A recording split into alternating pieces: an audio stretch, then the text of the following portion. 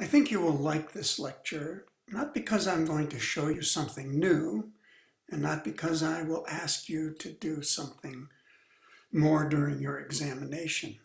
Indeed, at the conclusion, you may decide that I condone you doing less. But I like this lecture because I could see that it empowered my students, and I hope it does the same for you. Hopefully it will give you the opportunity to see why a given view is important and what it can accomplish other than serving as documentation if unfortunately a lawsuit should occur.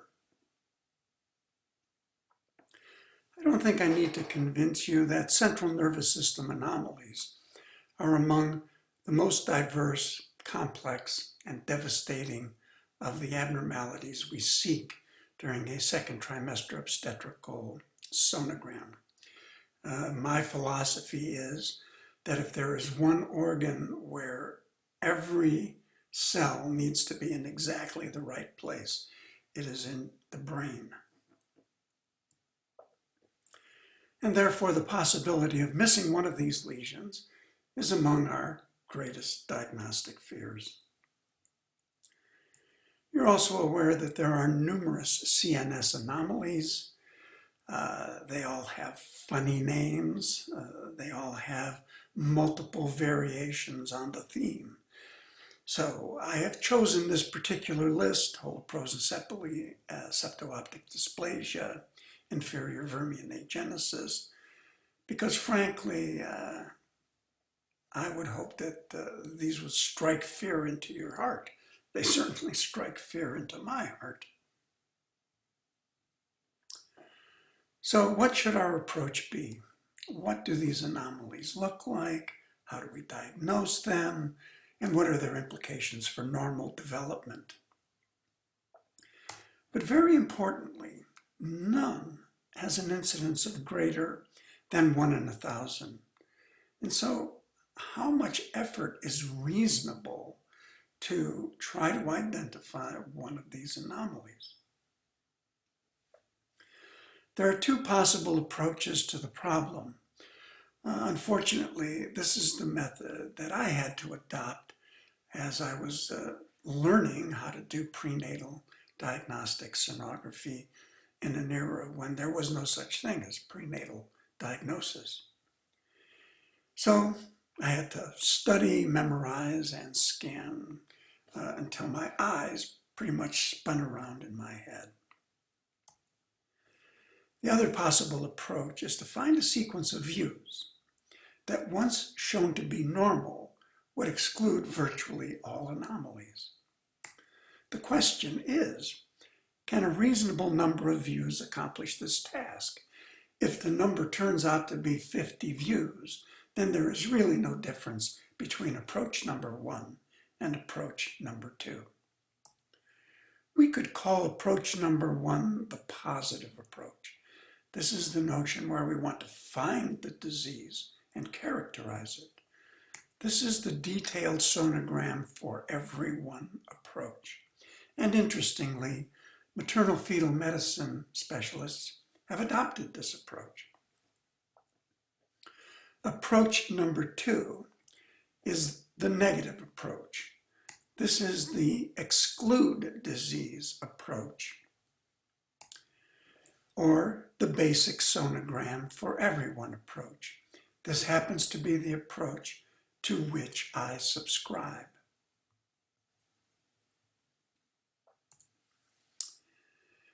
As you know, the American Institute of Ultrasound and Medicine, the American College of Radiology, and the American College of Obstetrics and Gynecology have published the fetal structures that should be documented in fetuses who have no risk factors for the development of an anomaly.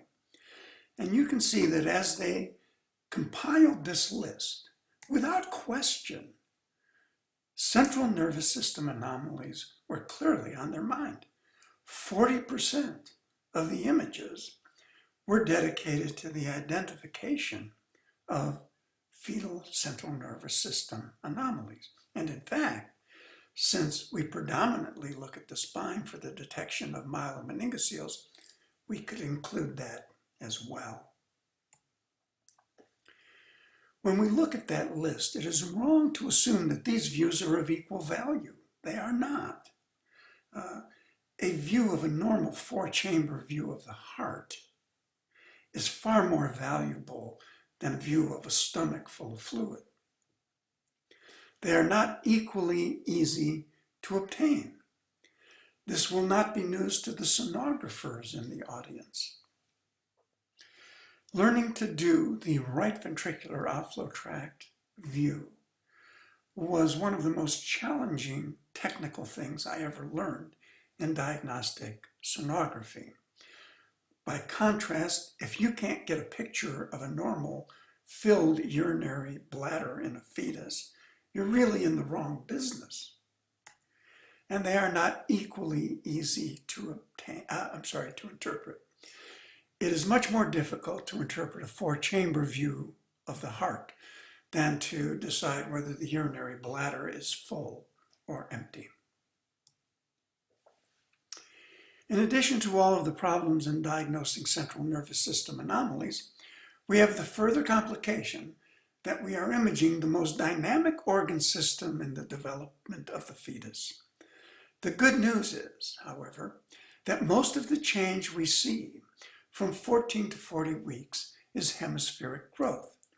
It isn't that the diencephalon, midbrain, pons, medulla, and cerebellum don't grow during this time, but for all intents and purposes, they have achieved their adult configuration by the beginning of the second trimester. Here we see the fetal brain at 14 weeks. You can see that it is characterized by a perfectly smooth surface, except for this deep gouge on its lateral surface called the lateral fissure. The telencephalon is sufficiently small that from this lateral view we can see the entirety of the cerebellum, the pons, and the medulla. Here's the fetal brain at 40 weeks. Obviously very different in appearance. We now see the gyral folds that we are accustomed to seeing when we think of the human brain. We can see that the lateral fissure has changed into the definitive Sylvian cistern complex because growth of the frontal, parietal, and temporal opercula have closed it off. We can further see that the occipital lobe and the temporal lobe have grown sufficiently that from a lateral view, we cannot even see the cervical medullary junction.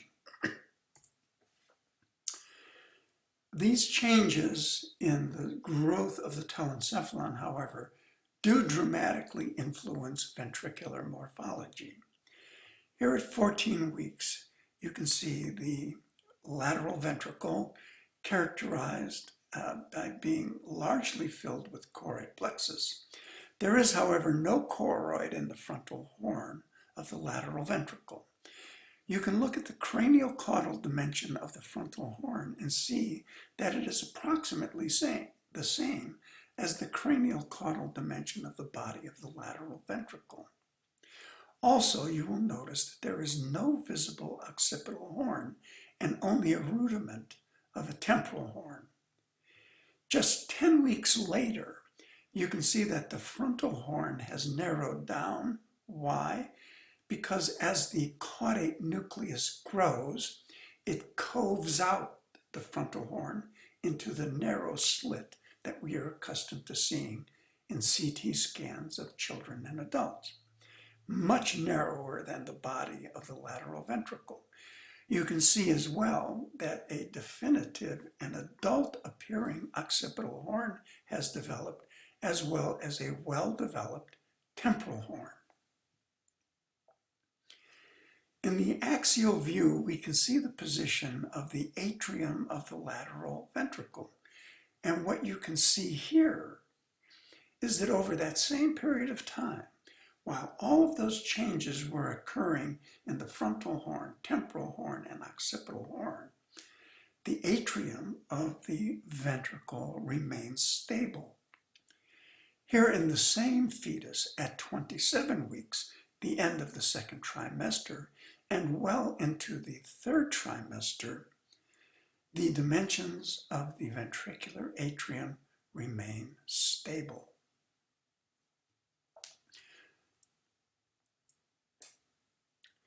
Interestingly, although the ventricle of a 33-week fetus is much larger in volume than a 14-week fetus, we see the ventricle in the 14-week fetus much more easily. This is because our eye is abysmal as a measuring device, but it's absolutely spectacular at seeing relativity. Although the ventricle is large at 33 weeks, the brain tissue is very much larger still, whereas at 14 weeks, the ventricle is the dominant structure within the hemisphere.